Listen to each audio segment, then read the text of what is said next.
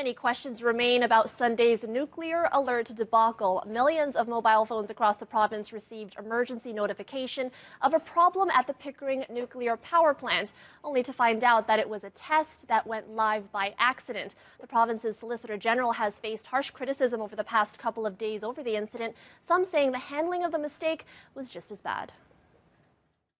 If people lose confidence in this system, the ability to use it when there is a real emergency will be impaired. That's dangerous. Ontario's energy critic Peter Tobbins has called for a full investigation into what led to the mistake and why it took so long for the province to issue a retraction message.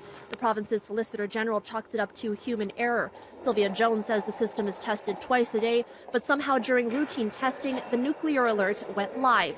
Jones is adamant that a full investigation is underway, but Tobbins argues it shouldn't be the ministry looking into the matter. There needs to be independence so people don't just think it's the minister looking after herself or the Ford government looking after itself. The emergency alert was sent out to millions of mobile phones just before 7:30 in the morning on Sunday. Ontario Power Generation tweeted that it was an error about 45 minutes later, but there was no word from the province until a second mass message more than an hour and a half after the fact.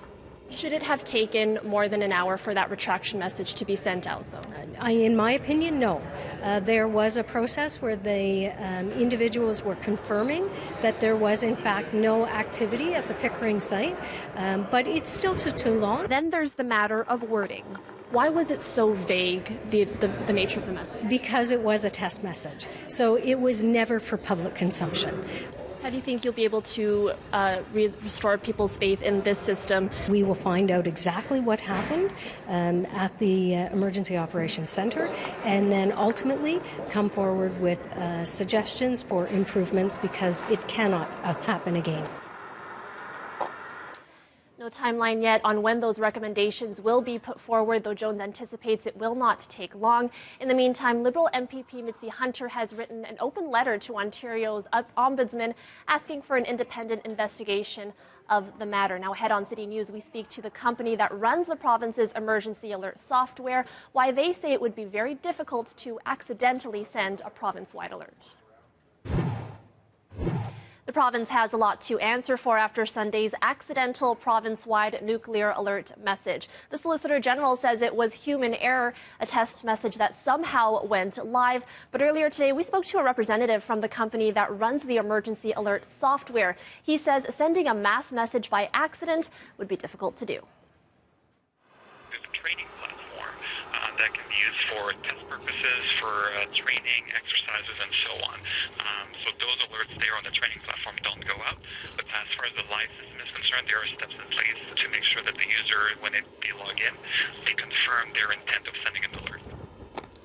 Belanger adds the testing system and live system are on two separate platforms. Now, we also spoke with an expert in nuclear energy who agrees the wording of these messages should be more clear.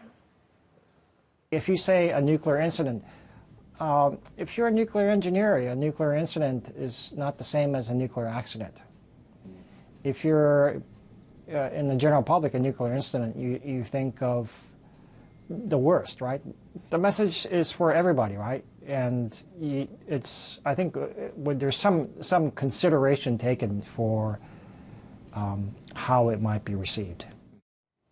Now, there's obviously much more to this story. If you want to learn how the emergency system works and the safeguards that are in place to prevent these kinds of mistakes, you can just scan the code on your screen now using your phone's camera. A link will pop up. When you click on it, it'll take you to the full interview with the Director of